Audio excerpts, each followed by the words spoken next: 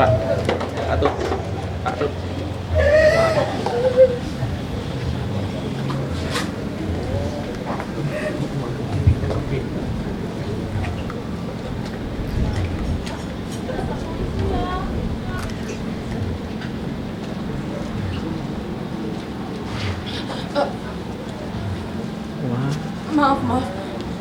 Maaf.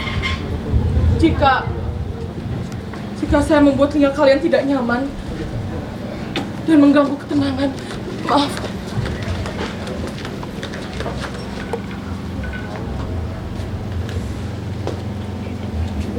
Main di Solo.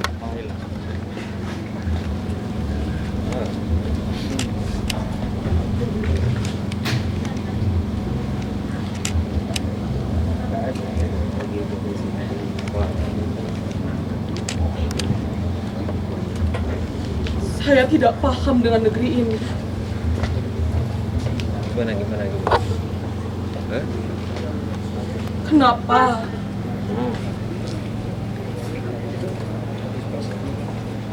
Untuk berbicara dan didengar saja harus memenuhi bermacam syarat.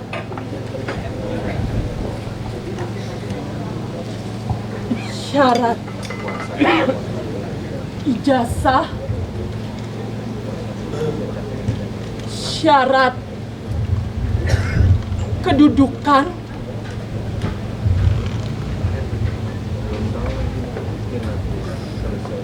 dan amplop.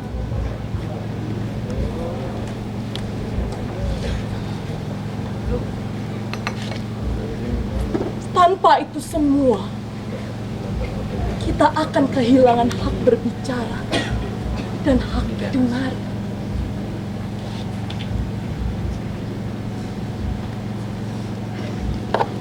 Hak berbicara dan hak didengar selalu berbau aroma penindas yang tajam.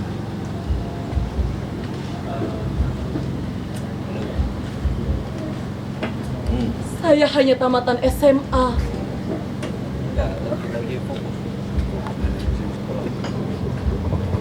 Jadi, tidak pantas untuk berbicara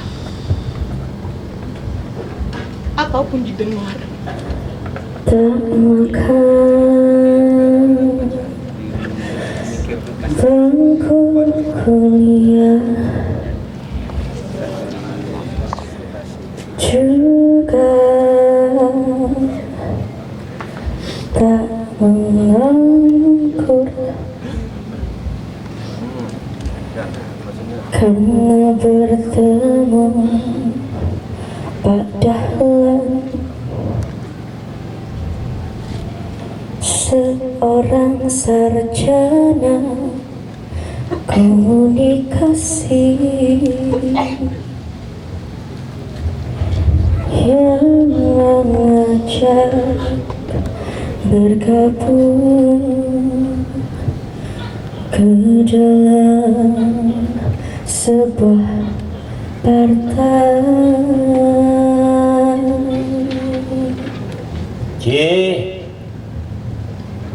Kau harus yakin pada diri sendiri. Aku paham. Kau merasa rendah diri sebab hanya lulus SMA. Tapi aku yakin kau punya kecerdasan luar biasa. Selain itu, saya melihat ada peruntungan pada dirimu. Peruntungan yang akan membawa banyak perubahan partai. Tidak usah banyak pikir. Kalau sukses kau jadi kader, aku janji akan membiayai kuliahmu, Ci. Kata-kata padahal memantapkannya.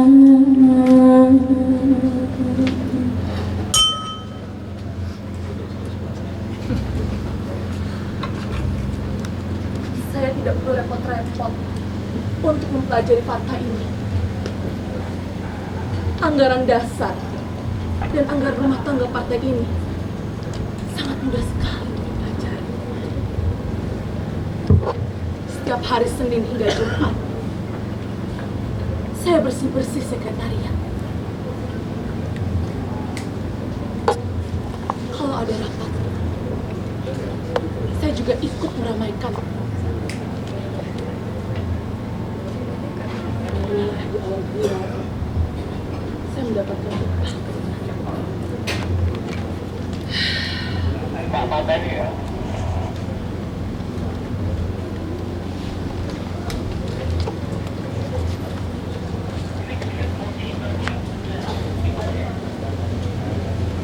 Saya pun semakin menjadi sibuk ketika Pak Dahlan diusung oleh partai kami untuk menjadi anggota parlemen. Tentu saja, sebagai seseorang yang sangat berjasa dalam hidup saya memasukkan seksi bawah partai, saya dengan giat mengumpulkan kartu keluarga agar bisa memprediksi seberapa besar kemenangan Pak Dahlan.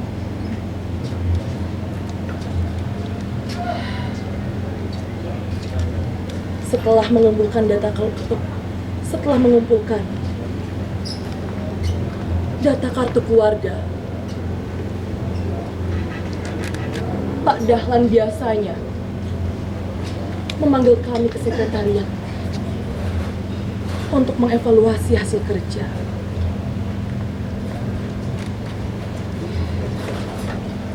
Pun kalau jika pulang terlalu larut malam, saya, Pak Dahlan, dan relawan lainnya menginap di sekretariat.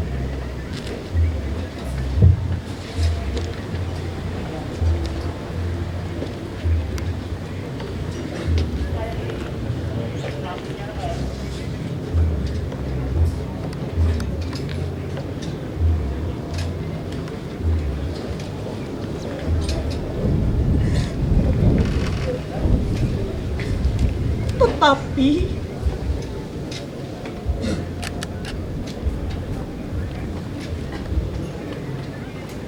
malam itu berbeda.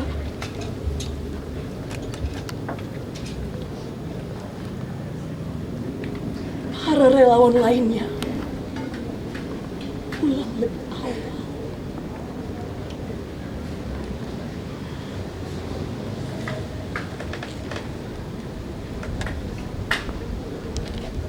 Matanya Pak Dahlan menatap liar tubuh saya.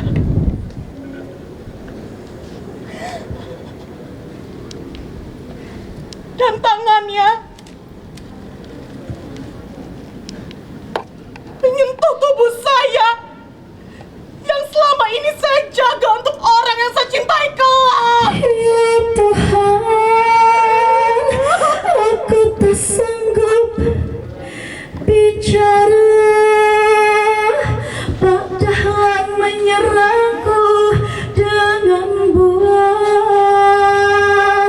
Hatiku meronta, tapi tubuhku terpaku. Wajah Pak Dahlan penuh birahi. Kenapa saya harus percaya?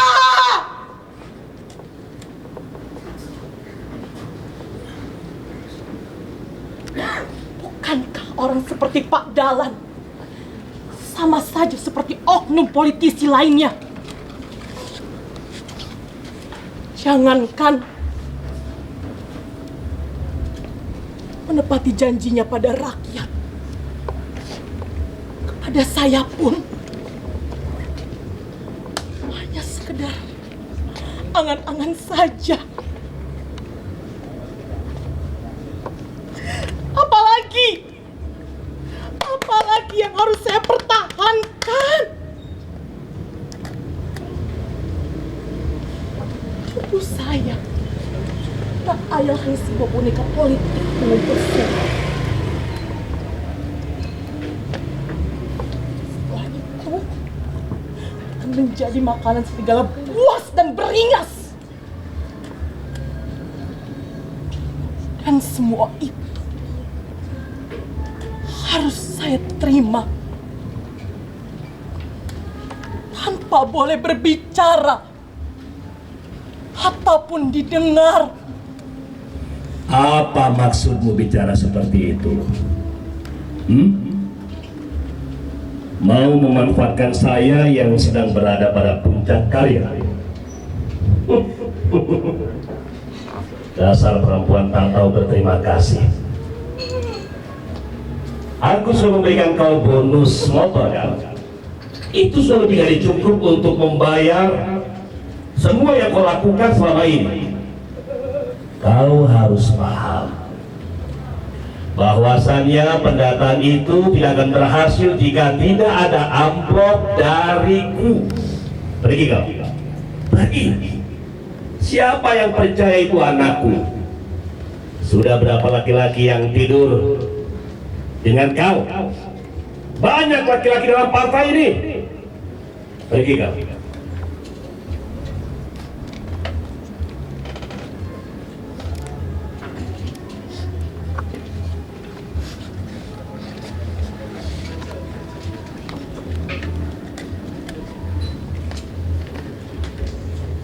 Pelantikan Pak Dahlan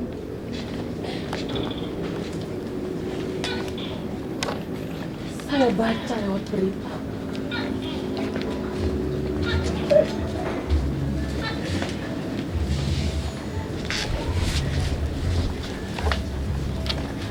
Bajingan itu telah duduk di kursi parlemen yang didambakannya.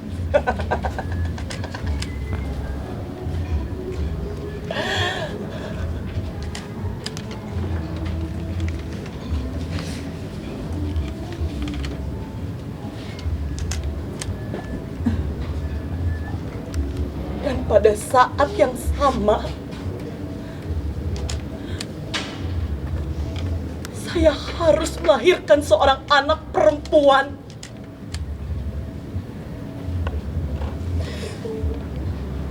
Tanpa seorang ayah dan tanpa penghormatan. Tanpa kehormatan. Selanjutnya, saya harus kembali berjuang untuk melewati waktu demi waktu agar bisa mengisi panci nasi.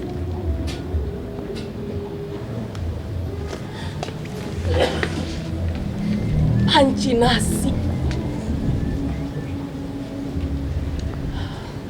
Hal itulah yang membuat saya kehilangan keluarga dan dianggap sebagai aib. Hai keluarga, hai keluarga.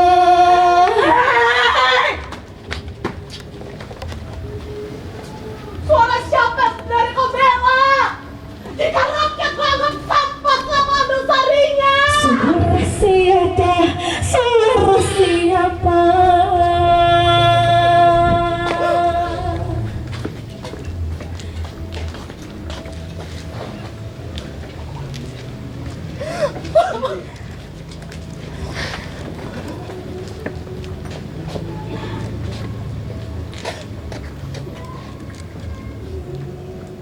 Hari itu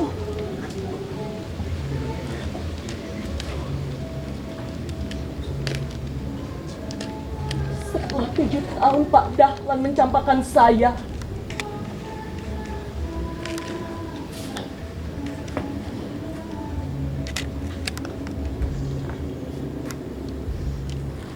traumatis terhadap politik negeri ini, dan kepada pria juga belum bisa hilang.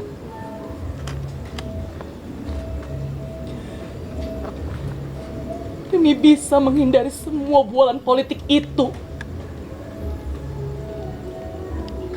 saya memilih untuk tinggal di seberang sungai.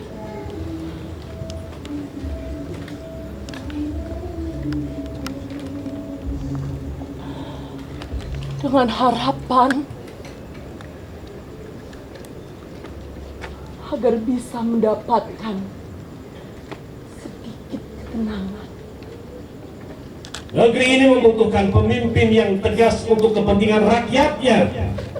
Rakyat wajib diutamakan. Hidup rakyat. Tidak ada yang lebih penting daripada masyarakat sejahtera. Hidup rakyat.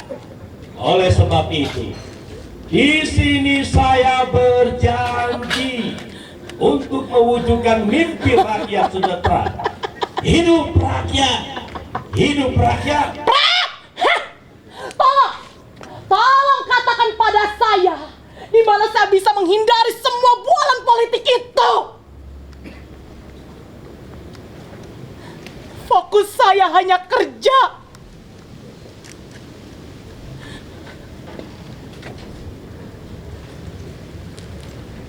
Anak saya bisa makan. Itu prioritas utama saya.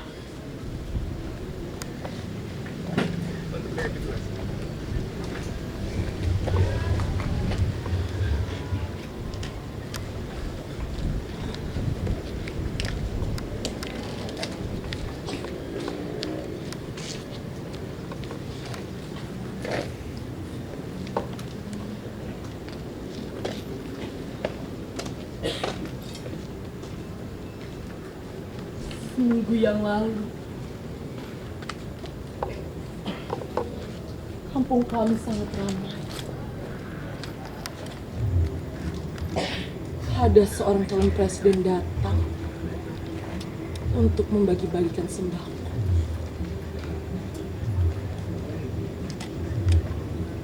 Saya tidak tertarik sama sekali karena trauma saya belum hilang.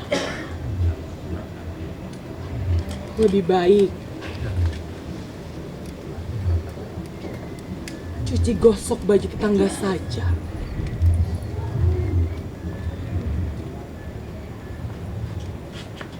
Namun tiba-tiba Ibu Siti menerobos masuk ke dalam rumah dan mengatakan anakku mengikuti antrian sembako. Tubuhnya terinjak-injak dan kepalanya berdarah-darah. Apa? Antrian sembako? Tubuhnya terinjak-injak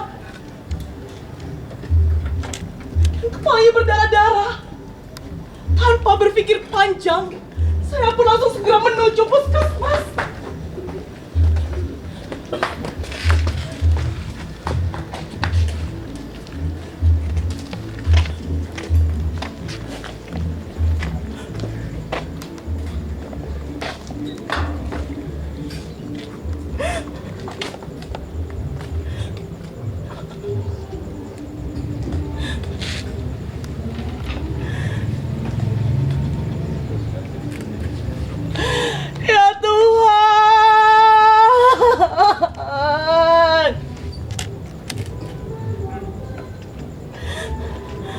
Mengapa Tuhan? Mengapa kau ambil anakku? Hanya demi membantu pancinasi kami Tuhan. Anakku tidak tahu apa-apa Tuhan. Anakku mati. Mengapa kau ambil Tuhan?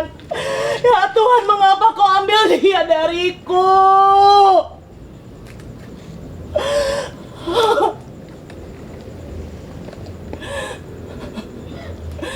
Balikan dia padaku Tuhan.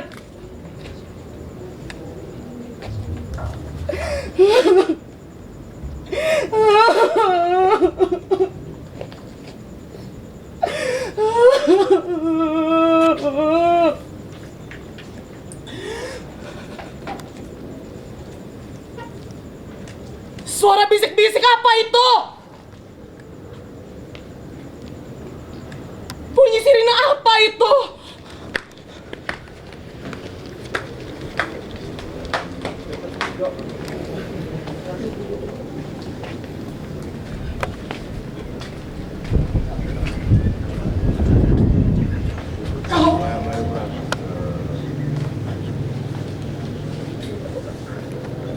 calon presiden datang untuk mencari simpati. Hah?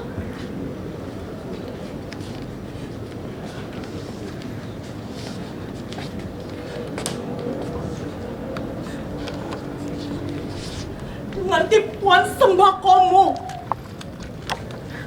kau bunuh anakku. Dahlan, kau membunuh anakku, Dahlan. Kau membunuh anakku yang juga anakmu, Dahlan. Kau membunuh anakku, anakku yang anakmu, Dahlan. Kau membunuh anakku.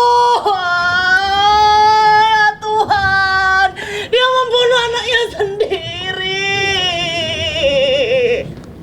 Anakku mati.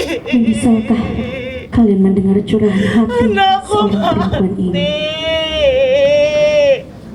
Ia kabur dari rumah sakit jiwa Anakku mati. karena dituduh gila oleh seorang calon presiden bernama Dahlan.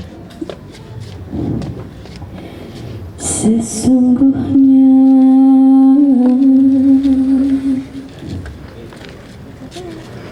perempuan ini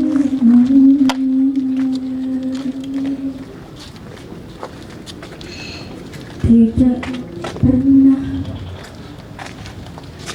mendapatkan hak bicara pun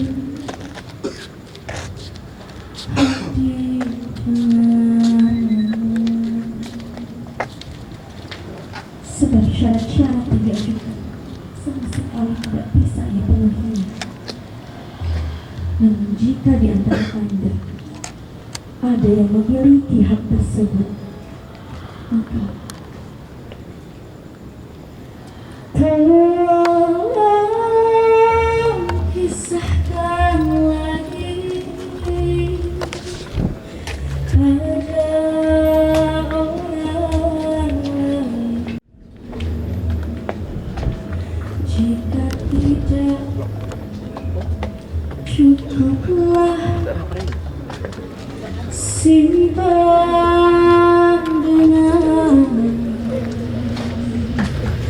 sepenuh hati.